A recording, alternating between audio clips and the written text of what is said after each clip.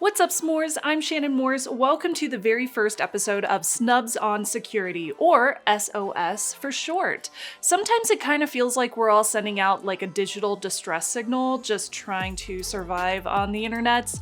And this is the show where I spill the tea and I share my caffeinated opinions on all things cybersecurity and hacking. Now, you have been asking for this. I have seen your comments. So this is not PR fluff, it's just my take on what is currently going on. This first episode of SOS is sponsored by Delete Me, one of my favorite privacy companies that I have worked with for a very long time and been a customer of. Grab my 20% off deal at the link below and learn more in just a little bit. So first up, we have Apple. So Apple just pushed out this emergency update across iPhones, iPads, and Macs, iOS 18.6.2, iPadOS 18.6.2, and macOS Sequoia 15.6.1. Even older devices on Sonoma and Ventura also got fixes. Why? Well, this is because yet another zero-day vulnerability in Image IO. So for the non-devs out there, I'm not a developer either, so I actually looked this up myself. Image IO is basically Apple's behind-the-scenes tool that lets applications read and write image files. There's a CVE, which is a new bug. It's CVE 2025-43300. It's an out-of-bounds write flaw. Fancy words that just basically mean if somebody sends you a malicious image file, your phone could end up writing data where it shouldn't in memory. And that can cause crashes or data corruption, or worst case scenario, it could let some malicious attacker out there run their own code on your device. So yeah, that's fun. So Apple admitted this one may have already been exploited in extremely sophisticated attacks targeting very specific people, which probably means spyware.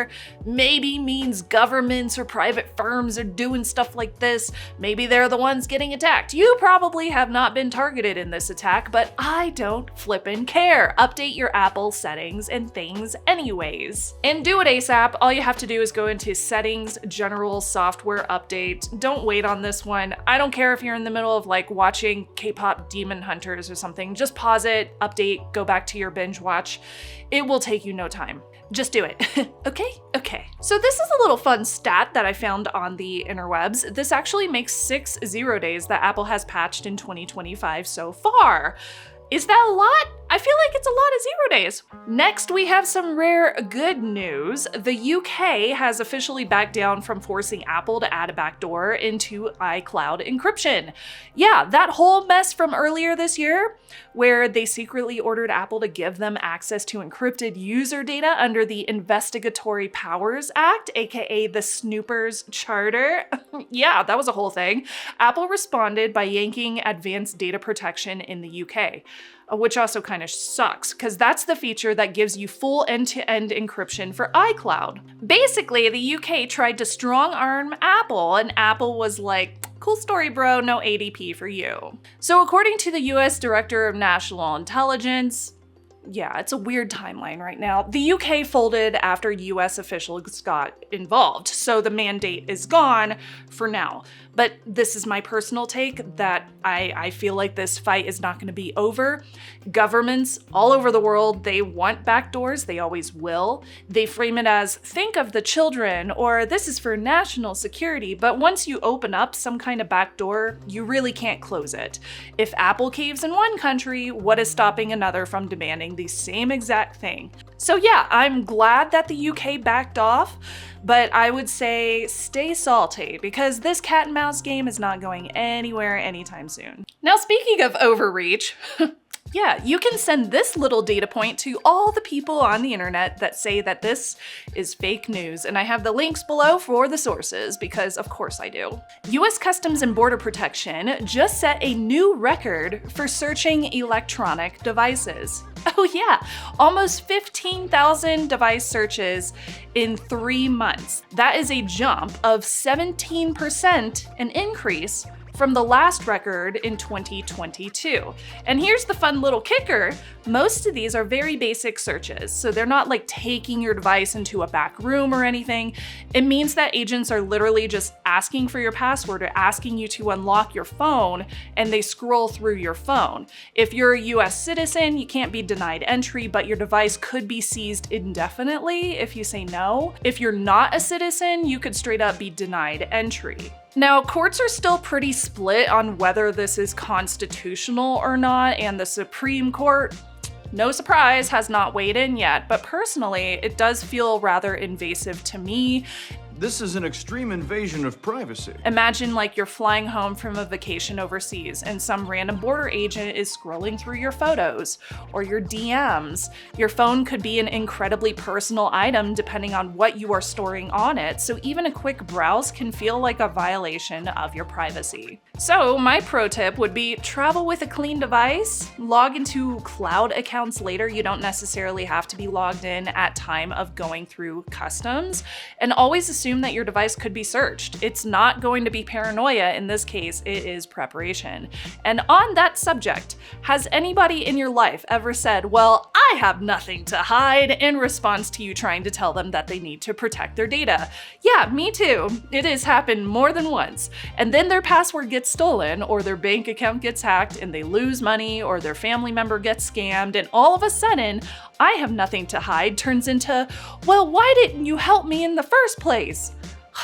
We tried, dude, we tried. So before your family member gets taken advantage of by scammers, I have a really quick tip and a really helpful service that I have used for well over 9 years now.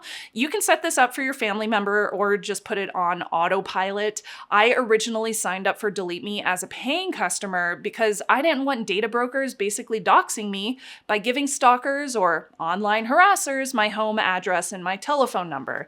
It turns out there are hundreds of data broker sites. I didn't know this when I first signed up, but in the meantime, after those several years, there have been a lot of new data broker sites that have popped up. So it's no easy task to go to each and every one of those sites and opt out manually. You can do that, but it's gonna take a very long time.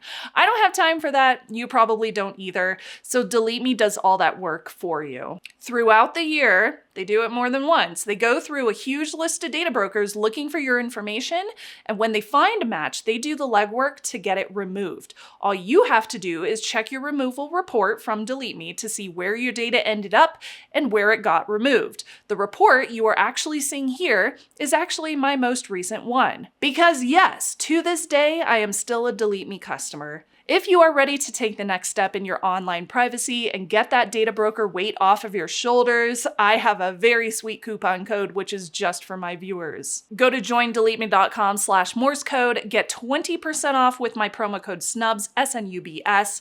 That is joindeleteme.com/Morse code for 20% off with my promo code SNUBS, SNUBS. Start protecting your data today.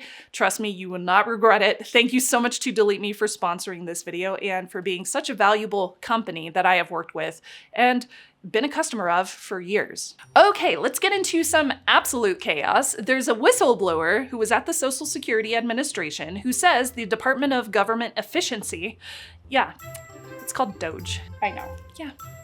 You can't make this up. So apparently they uploaded a live copy of the Social Security database to a cloud server with weak security. So we're talking 450 million records with names, social security numbers, family information, financial data, all the works.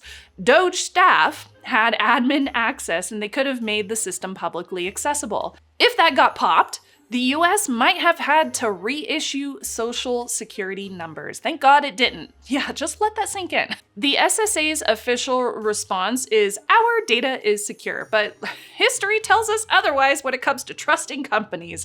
I mean, just look at Equifax, who lost half of the country's information. There was the OPM hack, which had to do with government employee records. I'm not saying you shouldn't trust an official government response, but privacy is very important to us.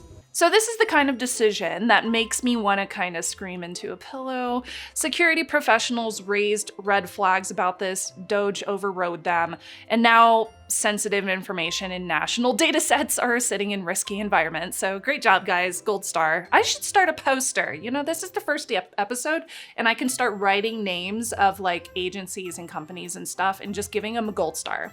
Gold star, good job, good job. We should end it on something funny. And I say funny because this reminded me of an episode of Mr. Robot, which I'm currently watching back through, and it's super fun to watch because they keep on using Hack5 products during the time that I was working at Hack5, which I think is so cool. I know why, because, you know, there might have been a person that I met with during DEF CON before Mr. Robot became a thing, and they asked me for recommendations and contacts and more information there. That was a really interesting coffee meeting, and I want to say it was at like this corner coffee bar in Caesars. God, it was so long ago. This must have been like 10 years ago or something. I don't remember, but yeah, there's a reason why Hack5 products are in Mr. Robot. It's kind of cool. Anyway, tangent aside, there's this episode in Mr. Robot where F Society hacks this chick's smart home and she straight up just like flees her house because everything is going astray. She just runs away. This is the last story. This happened at Black Hat. Researchers demoed a hack against Google Gemini during Black Hat. They used indirect prompt injections, which slipped malicious instructions into Google Calendar invites. So when a user asked Gemini to summarize their calendar, the AI not only gave them their schedule, but it also secretly followed malicious prompts, like telling connected smart home devices to unlock windows and turn off the lights. It's kind of like tricking an assistant by writing "and also unlock the door" in invisible ink.